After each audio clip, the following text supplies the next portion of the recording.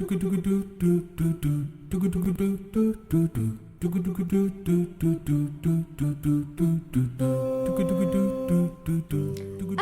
alaikum everyone. Welcome to the very first episode of Muslimedium.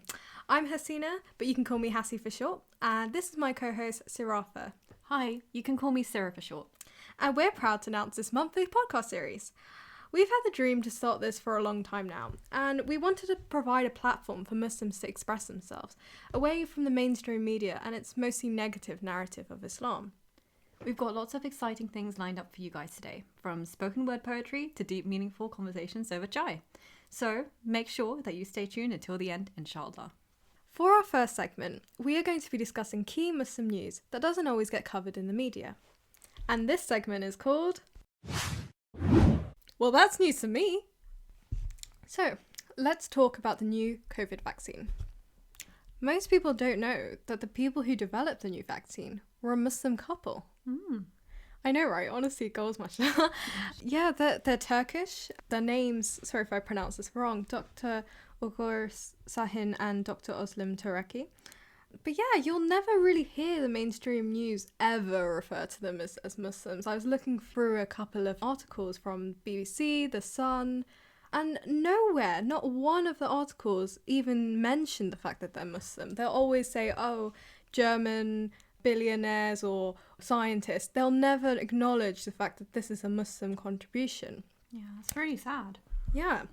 Their breakthrough actually claims to be 90% effective, which is a really big deal. Alhamdulillah, yeah. When we hear about news like this, it's important that we celebrate it. I mean, Muslims have got all sorts of contributions around the world, especially in the fields of science and medicine. So yeah, we need to acknowledge that. We need to celebrate it. And even on the NHS website, we know that about 1.4 million NHS workers, 3.3%, are actually of a Muslim background. So that's something that people forget about. Yeah, that's so true. And I feel like people are starting to listen to Muslims a lot more, especially in the terms of the NHS. You have a lot of British Muslim institutes that are campaigning to stop. I don't know if you heard about this. There's a discrimination against Muslim women working in the NHS. When it comes to their uniform, they are forced to wear short sleeves. And so, yeah, they're starting to listen to that a bit more now, which is really helpful. But they still have a long way to go. There's still problems with people wearing that in the workforce. Yeah. And being forced, obviously, against their will to do that will also just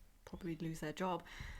Yeah, I mean, I've seen that myself, and it's really rough because, you know, people want to have a job in the field that they've chosen. They've studied long and hard for it. Exactly. As hijabis especially. And then it's really unfortunate they'll have to wear short sleeves as a result of it. Exactly. Why should you have to compromise your own faith just to have your dream job and help people? Yeah. And that even applies with school. I mean, did you hear about, there was a 12-year-old Muslim girl and she was actually, get this, she was told to go home because her skirt was too long. What?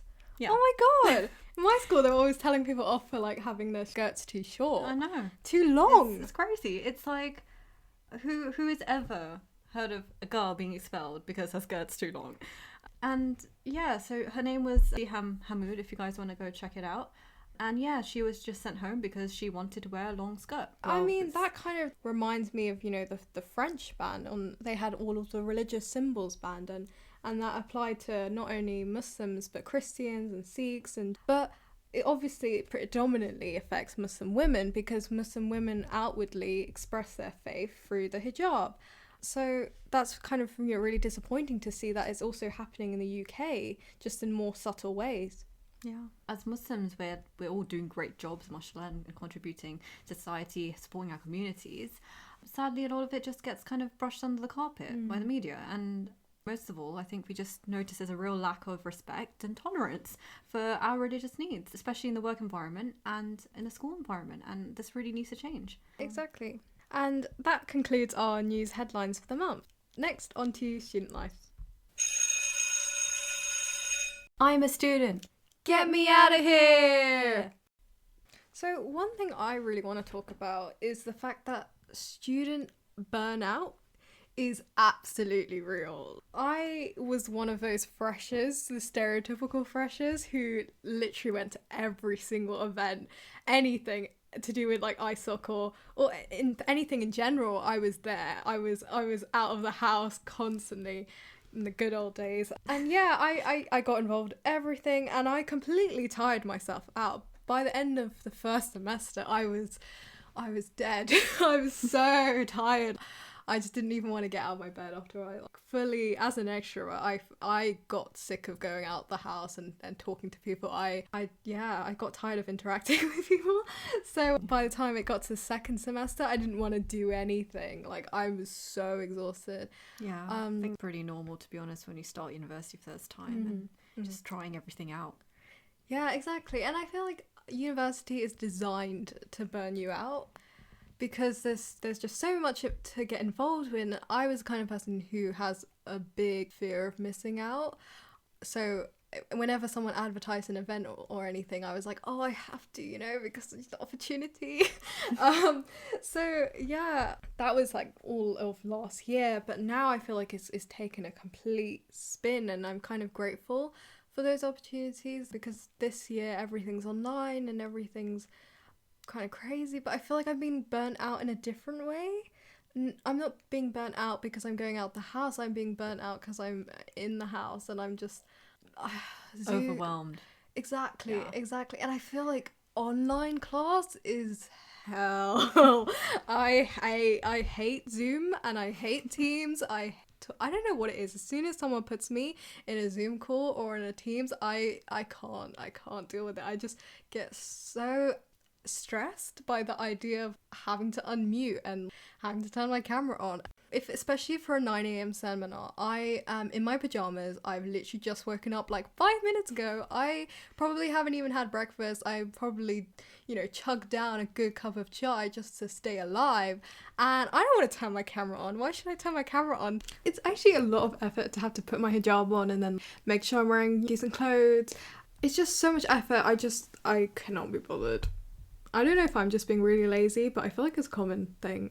It's so much easier for everyone else to just turn their camera on, but hijabis, it's another struggle, And for what? All for a random seminar leader, one of these random people that I don't know. And then you feel like people could be basically looking at your photo or your video the whole time, and you're just feeling so self-conscious. Oh my god, that's the worst, because it's not the same as real life. You can just talk to people normally. If you pop up exactly on the screen, oh my god, that's the and worst. It's recorded, that's and the worst. You can't take that back. And again, I overanalyze everything. So if I make the littlest mistake, I will think about it for hours.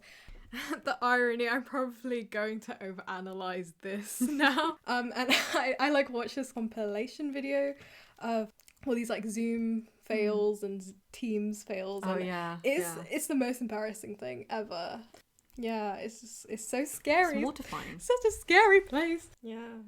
I just feel so unmotivated this year. I just can't be bothered. Last year when I was actually motivated to wake up, I had a 9 a.m. literally every single day pretty much.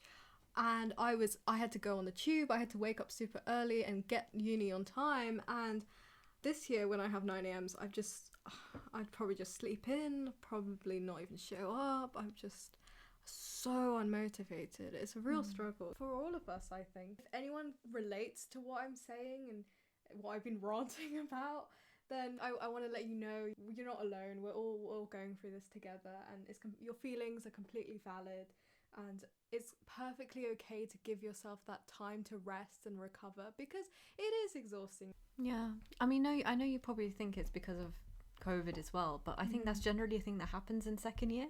First year, you're just kind of trying out everything, and you're motivated, and you come, with your new notebooks and everything, and you come early. And it's really typical for the second year to just know now what you could get away with. Yeah, and know what you can do, and that's why you're more likely to be kind of ruthless with your time. That's true. When you come out of the mindset of A-levels, you're already in that I'm going to work hard. Even though it seems counterintuitive, because first year doesn't even count for most people. A lot of people are going through it. It's not just me. When I was talking to my friends as well, a lot of us just feel really, really burnt out, really exhausted, emotionally, physically, in every single sense. It's just another thing. And I mean, COVID's just added to that. Even the little things. I missed standing in the hallway and just like boasting to each other about how none of us have done the reading, and you know, just like having that reassurance and validation. And just sitting in the prayer room and, you know, just talking Chilling. to people. Yeah. You really take it for granted. Yeah, And the little definitely. things in life. I can't imagine. It must be so strange. It is I've strange. just gone through all of that at university, mid-university as well. Yeah. And for me, it was different because we also had strikes. So the second semester just got cut really short because London unis are striking. I can't remember why they were striking. I think they were striking because of some pension plan, or the lecturers aren't getting paid enough, or something annoying like that in this capitalist world we live in. So my first year was cut really, really short, and then this year it's just everything's online. So Yeah, that is rough. But I kind of feel really, really bad for the people who've just started university and I know. they haven't even got to university, they haven't stepped foot in the university because of the pandemic and ripple effect on everything else, really. Yeah, it's a real struggle. And make it easy for everyone. I mean, but yeah, for freshers, if any freshers are listening, my advice to you would be there's still online events and there's still things to get involved, so don't lose hope. There's plenty of means out there to like make new friends, connect with people, and we have also some like studying online tips, because if I've learned anything this year, it's how much the internet is such a privilege. It holds the keys to your entire education. We really take it for granted, and if you're having internet struggles and internet problems, I would recommend you find out from your uni if they offer any internet banks or Wi-Fi routers or anything, because sometimes they do, but they're just not very good at advertising it. So make sure you check that out. Another thing is that it's really difficult. I've heard from a lot of friends, finding a quiet space in your house is really difficult. I mean, if you might have like younger siblings and stuff. I mean, I would just maybe advise like trying to wake up at a different time, or blocking off a room and maybe informing your family, I have a seminar at this time, or I have a lecture this time, please don't disturb me. Yeah, like put your timetable on the fridge or something so everyone can see it. Exactly, like little things like that. But yeah, I can totally understand it. There's so much like anxiety and tension in the air. It's just such a stressful period.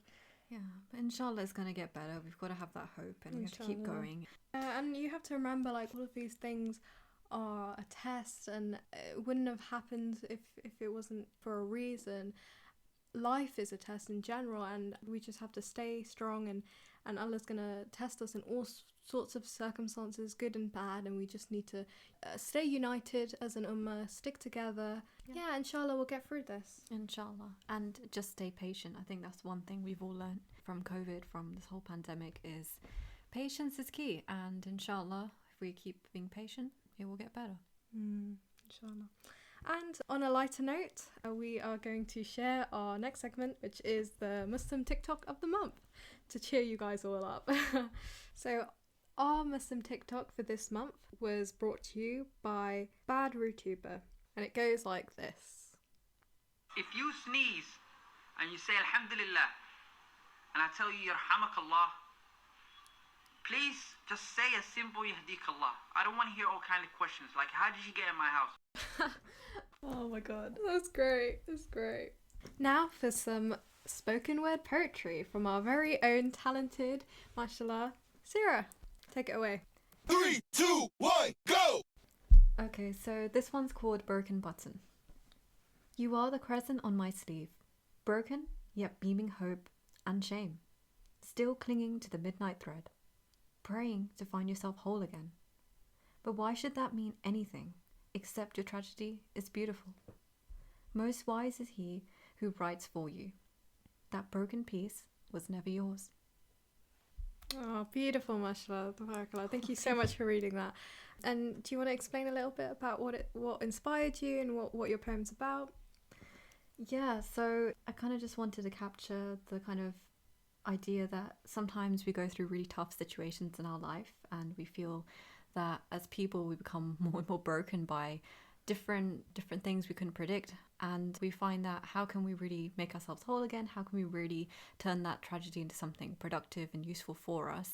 And I think that's just a way, inshallah, we're able to earn something better in the akhirah, because we're going through a test in this life, and anything we go through, we have to realize it was meant for us. And that's why I wanted to end it with that broken piece was never yours, because the things that we have, that we've lost, those broken pieces of ours, weren't actually meant for us in the long run. And inshallah, that's Allah's will for us, and it's always for the best. Yeah, mashallah, that's really poignant and really relevant to these circumstances and these difficult times. So thank you so much for sharing that. No problem. Thank you.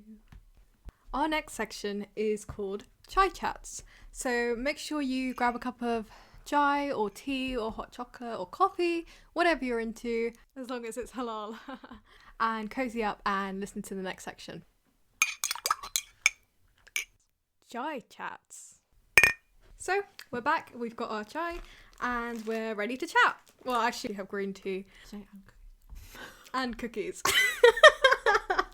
I don't know why that was necessary. But yeah, we love our cookies here at Muslimedium. But yeah, oh, my glasses are steaming up already, the struggle. So we're off to a great start. But on a more serious note, our topic is actually discrimination. This is a topic that I feel is quite close to my heart. Even at my uni, I feel like there's such a lack of BME lecturers and staff in the world of academia. In fact, out of 20 lecturers, only say 2, maybe at most, were from a BME background. And we also had very few women as well, which is really strange for a subject like English, where it's predominantly female students. And also in my uni, we're quite lucky to have a large proportion of Muslims. So it's just a real shame. And I know a lot of people have said this to me, is how can you see yourself progressing in the world of academia if you can't see yourself being represented? You can't see people like you teaching you and being represented in general. So yeah, I think it's a real shame. I mean, I guess it really does vary from university to university, but generally there needs to be that representation there in order for everyone to kind of have relative and relatable role models in terms of their own career aspirations. And if they can see it's not really working in their own environment of university, it's really sad, and it's something that's quite demotivating, really. And not to mention the fact that you're going to have a very biased rendition of teaching and a really biased perspective with having a lack of diverse teachers.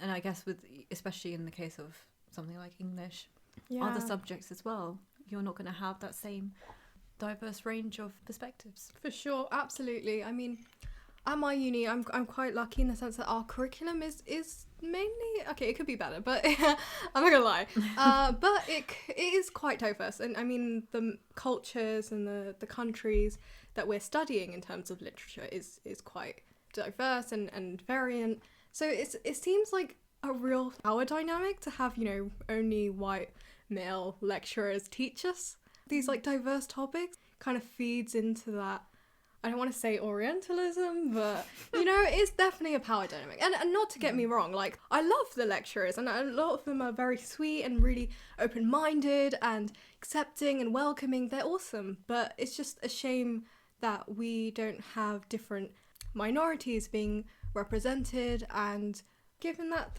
opportunity to be lecturers and to teach our curriculum, because I feel like they would be able to give something like a slightly, nuanced perspective on those topics, especially if they might have faced the same discrimination or same experiences as the people who they are teaching us about, But I can understand, like, when it comes to positive discrimination, no one wants to get a job just because they've ticked a box.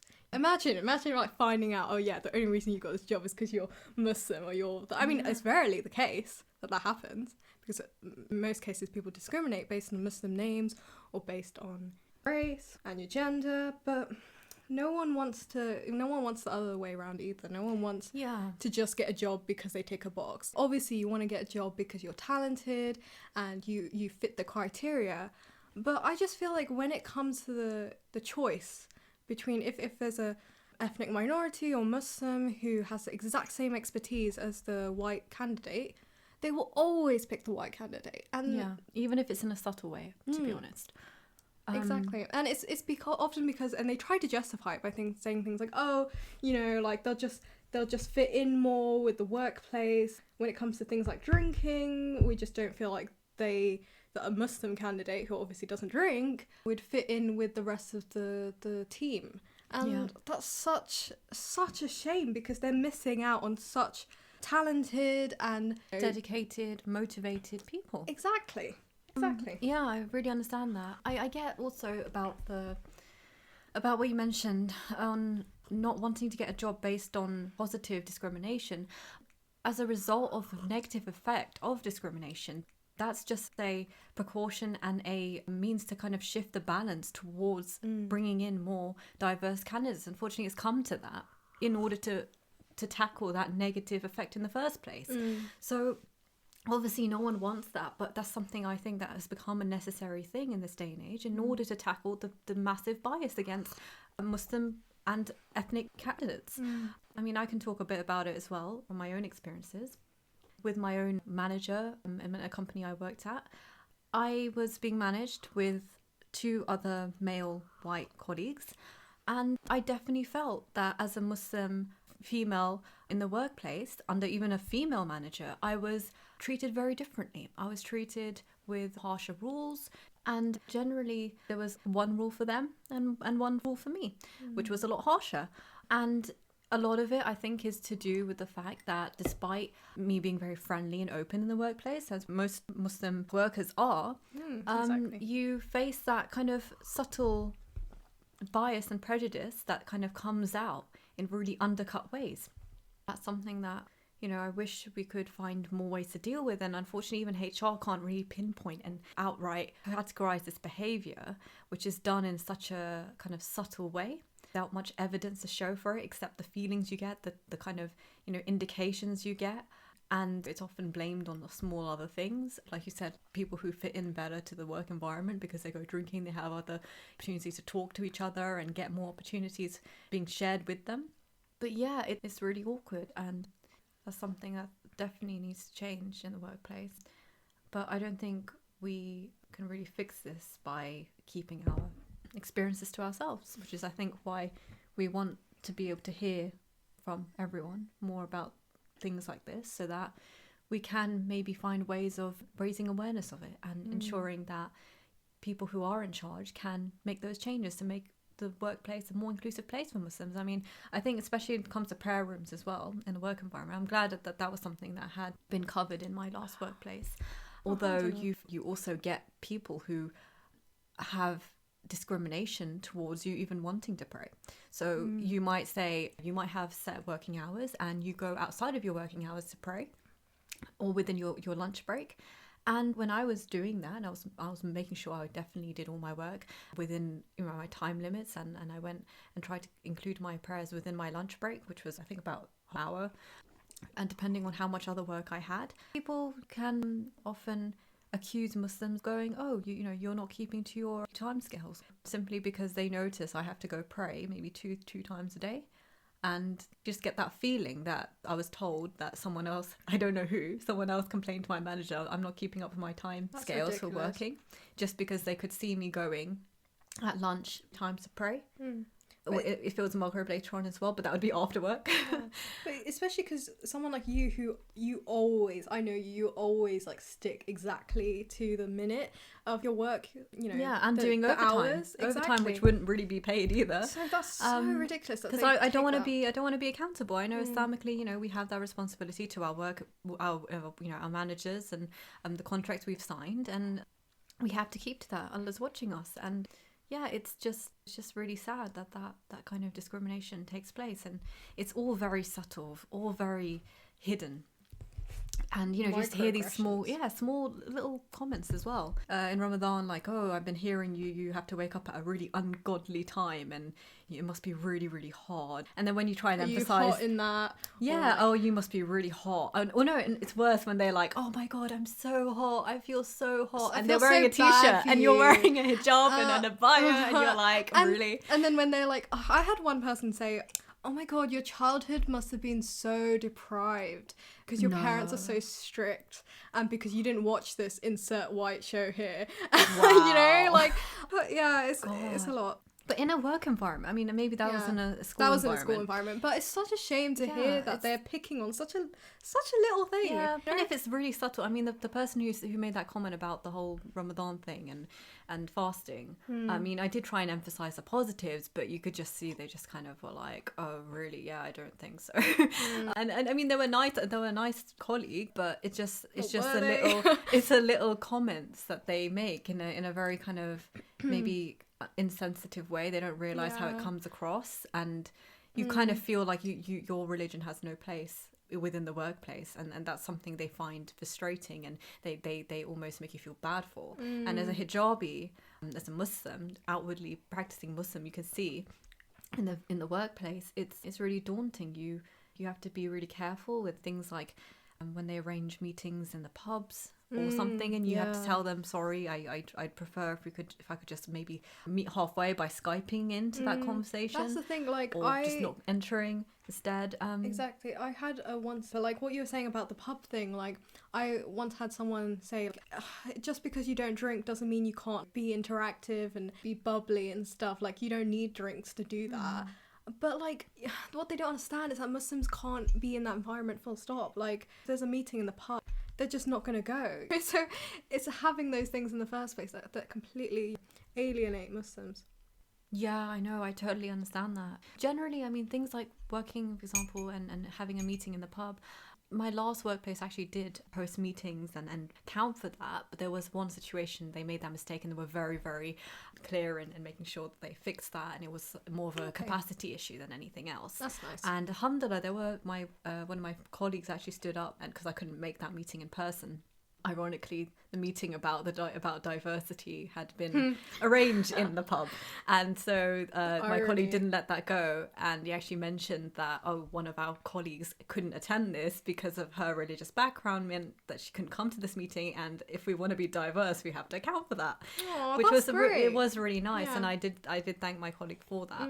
But I didn't have any real resentment towards the team, because I realized that they had all come to me private occasions explaining that, sorry, this has happened in the first place, and I was fine with it, but I did notice that this was building up from something else. That a lot of other people wanted to also use this opportunity to speak about their own issues they were facing in terms of being an ethnic minority in the workplace. So they wanted to raise that in light of their own issues too. So it just shows we've got a long way to go. Yeah, definitely in improving the workplace, not just for Muslims, but for all ethnic minorities. Yeah. And it's also just even the things that people say, how they say things, how sensitive they are, and realizing that there is a need for that inclusion. When I think the problem is that people just don't acknowledge it. They think that everything is fine, we're all accessing equal privileges in the work environment, and they are completely blind to the discrimination that's happening, and they choose to be blind to it.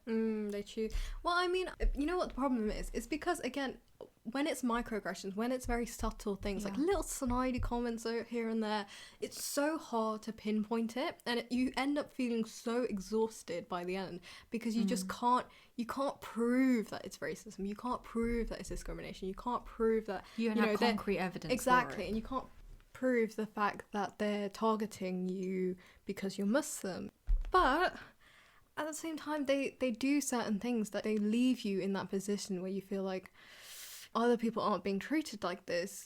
Is it because I'm Muslim? So, but again, it's so hard to find concrete evidence, like you said. Definitely. There was a study that did show when CVs were sent to a employer, one was, as a test, they did it under a typical white name, and then they also made an application with the exact same CV, skills, everything same, but with a Muslim name.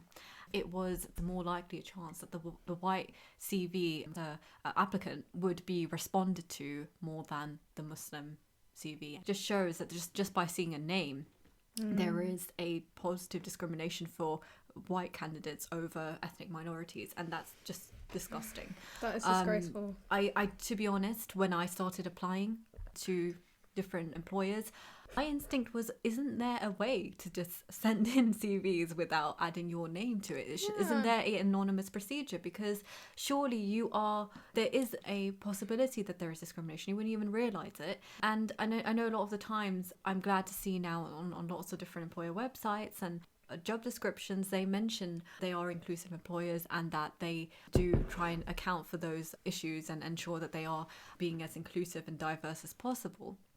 But how can we really know for sure that this is actually changing? Because if it's something as subtle as a name, which you can't avoid in an application, what are we supposed to do in order to kind of tackle that? And well, I mean, that's so true. Like, why do we have to have our names? Like, why can't, like, for UCAS they just have like a number? Why do we even have to put our names on there? That's ridiculous.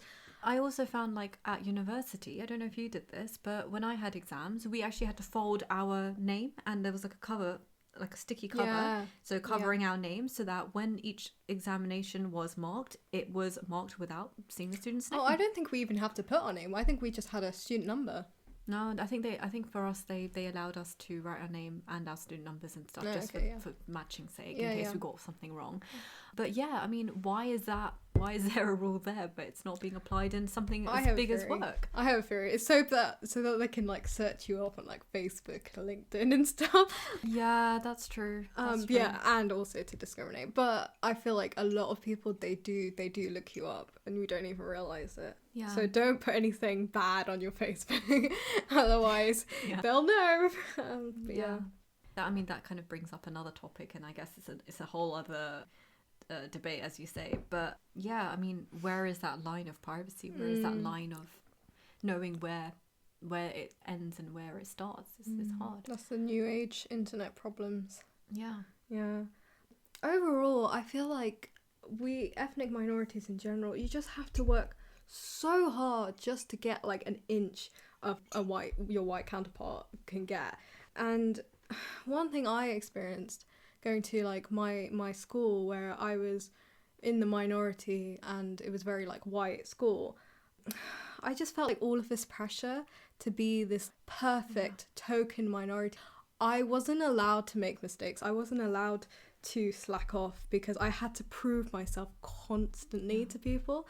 I would get, like, the most crazy questions, all of these undercut things, but I just felt I have to be the best representation of Islam ever, because, I don't know, these people might never see another Muslim again, and so I need to, like, you know, show them that Muslims are great. And it's just it's too much pressure for one person to have on their head, and I feel like that's something we do unnecessarily. We don't need to. We overcompensate, really. Yeah, I understand that too. I mean, exactly. We don't have to be perfect. We're human at the end of the day. So don't feel like you have to be perfect token minority, because it's okay to just be you and to just do what. Because if everyone else can be themselves, why can't you? You know? Yeah, I think it's because we realise that the media is against us. We want to overcompensate. We want to make sure that we are always disproving that media narrative, and the fact that it's always there and at the forefront of our minds that you know we have to try and change people's minds and how they think about us. But it is too much pressure, especially if we are not just a minority, but we are just maybe the only Muslim in our workplace, you know, the only Muslim in our department. And yeah, I think, to be honest, I really find that it's, in this day and age, if we're not working in places that are diverse in the first place, there's going to be a lot more problems than just discrimination against Muslims. Although that's something that's happening everywhere and it's a major problem. But what I mean is, I wouldn't be comfortable working in a place like that anyway, because it's probably going to run into far more problems in a I guess in a general scale, because the fact that it doesn't have enough diversity and diverse perspectives in the first place. You wouldn't want to work for the place that picks the white candidate over you, even though that was just the same CV and the same cover letter you sent in. Like, by the end of it, because they've chosen you as a white person but not as you wouldn't want to work there anyway, because, you know, they're kind of a bit dodgy, racist, Islamophobia, you know? Yeah. It's really sad. But I mean, at the same time, I'm glad that there are those disclaimers, but I just wish there was more reassurance for all candidates and feeling welcome in applying and being included in the organization. I mean, a positive thing, to be honest, was I did have another manager who did explain that, oh, you know, I know that you can't drink, but we're very happy to go out and eat instead at restaurants, and we can invite you to more of those things to kind of compensate for that, which is nice. There's so many alternatives they could take, like easily. Yeah. It doesn't have to be in a pub. It's just if they're gonna be willing to do that for you. Yeah, exactly. Yeah. I mean, especially with everything online now, it proves that it's very much possible to be having meetings over Zoom, over Microsoft Teams. And yeah, if people make it a priority, then if they prioritize it, then they can be inclusive. Yeah, so that sounds great. I think we can like wrap that up now and move on to our next section, which I'm very excited about. It's our Agony Aunty Jee. So, for this section, we will invite you guys to submit your questions or anything that you really want to ask us about anonymously, and we will have a go at answering them to the best of our ability. But before we start, we just want to give like a little disclaimer. We're not experts. We are just two striving Muslims who are trying to do their best. We're just going to give our opinions. So yeah, take it with a pinch of salt. Please don't get angry with us or sue us or anything if it's not the best advice and it goes wrong. But obviously we're going to try and do our best, and we're going to try and support you and try and help as much as possible. Okay, with that being said, let's get to the first question. Okay, so someone's asking if you have any advice on how to keep attentive in your salah and just keep up with your salah in general. Yeah, that's a really important question. So actually, salah being one of our 5 pillars, we know that we need to try and strengthen our relationship with Allah, and we need to do this by keeping khushu or attentiveness in our prayers, and that means we must establish the prayer by praying on time and having that attentiveness too. So how do we kind of build up that attentiveness? I've got some tips here which I've learned from my own course, an Islamic course online.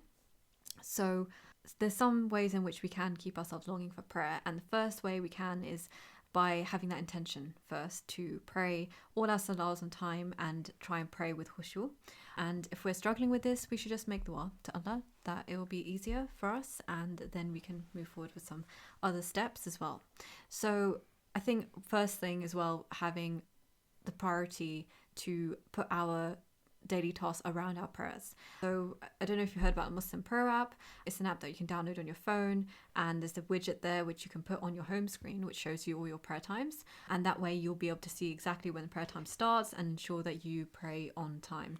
Also, disclaimer, because there was recently a thing with their privacy, they have sorted that out now, so they're all good. So yeah. So I think that was the privacy issue, was a misunderstanding anyway. Yeah, So Muslim prayer is Muslim good to prayer go. is all good. Yeah. Support Muslim businesses. Yes. So mashallah, that's a great app you can use to, if you're especially struggling with Fajr, and you can kind of use that to see what time it starts. Setting multiple alarms also helps. Another thing is, if you feel unmotivated, then it's important to remember that the Prophet ﷺ mentioned in a hadith, actually within the hadith, that there are several different things which are counted as a sadaqah, and a good word is one of them. Also, every step that you take towards prayer is counted as a sadaqah.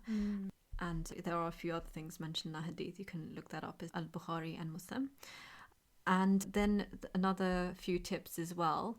It's good to obviously pray in a quiet, clean place. Try and have yourself free from distractions, and kind of free your mind from more worldly thoughts and priorities. I know that's really hard, but maybe it's taking that time at the very beginning to just clear your mind can make it easier to do that. Yeah. Also, if you get waswaseh from shaitan in your namaz as well, there's you should say A'udhu billahi minash shaitanir rajeem. And I think you just have to kind of dry spit to the left 3 times. That's another way to prevent the waswasah from stopping you, distracting you. And these tips personally, I mean, these tips are generally what we were taught in our course, but for me personally, these things actually helped me a lot. The following tips I'm going to share now. And I think first thing, it was just making sure that you kind of understand what you're saying in your prayers, and maybe taking that time within the prayer to stop and just reflect on what it means. That's and important. As you, maybe after you said it or as you're saying it, and that's important for you to really connect with the words that you're saying. So that also helps you engage deeply with Allah's words. I think also being able to engage with it, I think this is more on a recitation level, but also it helps with prayer, is just knowing that these words are coming from Allah, and that, you know, there is a mention on our course that there are 3 real ways you can engage with Quran. And the first one is just reciting it as if you were reading to Allah subhanahu wa ta'ala. Second level, which is better, is just reciting it and knowing that Allah is aware of you, looking at you with his mercy. And then the third level and the best way to engage with Quran is recognizing the Quran is Allah's speech and it's his kalam, his noble speech. And as our creator, those are the words we're reciting. And because Allah's speech is part of his attributes, it's also the fact that we know that we're reciting words which can hold his speech in the first place. That's a real mercy. Yeah. And it also allows us to kind of experience his speech in a different way by reciting it without understanding it's straight from him. Yeah, I feel like going through those 3 stages in your head, like mentally, that can be really, really helpful as well. Especially when reciting. Sometimes you can, if you're struggling with prayer, that can also help. But I think this is something they generally said for Quran recitation. But obviously, as you're reciting Quran in the namaz, it can help as well. Yeah. If you're struggling to keep concentration with the other methods I've mentioned. And then finally, last few things is also just to treat the namaz, prayer, salah as a conversation with Allah. And it's good to try and some sunnah du'as within your sujood after you've mentioned Subhana Rabbiyal A'la 3 times. And I think it's good to just download a few du'as and just learn them. I think they have to be sunnah du'as or prophetic du'as to be able to recite them in your namaz. Quranic du'as can be read as long as it's not the intention of it being you're reciting Quran. It has to be as a du'a. Sajda, right? In sajda, in sujood. So, yeah. And then finally, making dhikr and du'a after prayer. So just being able to praise Allah, then read durood on the Prophet ﷺ, and then just make your du'as there. And it's good to use as many of the 99 names as possible, although that it depends on situations as well. You want to use particular names of Allah for particular things you're going through. But that's just a good tip to think about as well if you want to do that. And then obviously afterwards you want to read your Ayatul Kursi and your 3 goals, and it's good to blow that on yourself as well and rub over your body. So I find that the last 3 or 4 tips were very useful for me personally in this. And and I think if you have spare time, it's always good to really read the tafsir and understand on a deeper level about the context of the verses you're reading in the Quran. And I think also you can check out Free Quran Education. Free Quran Education is great. It's a YouTube channel. They share like talks or just general Quranic education, and they've done it in so many different languages, and they make it all interactive and visual learning, animated. And it's just really lovely short videos to watch to keep in touch. Really digestible. It has some really good advice and really kind of nice infographics as well that they create. So inshallah, I hope that helps, and this is as much as a reminder for us as well to be able to implement. And we are trying to implement this, but it's nice to be able to share what we've learned. And inshallah, I pray that whoever is finding it difficult, may Allah make it easy for you and for all of us, and allow us to always have the best khushu in our prayers. Ameen. That's really great advice, alhamdulillah, about like how to stay attentive. And I think that's just a really great question to ask in general, because it's something that we kind of all go through. Just having to try and maintain that concentration in your salah is really difficult.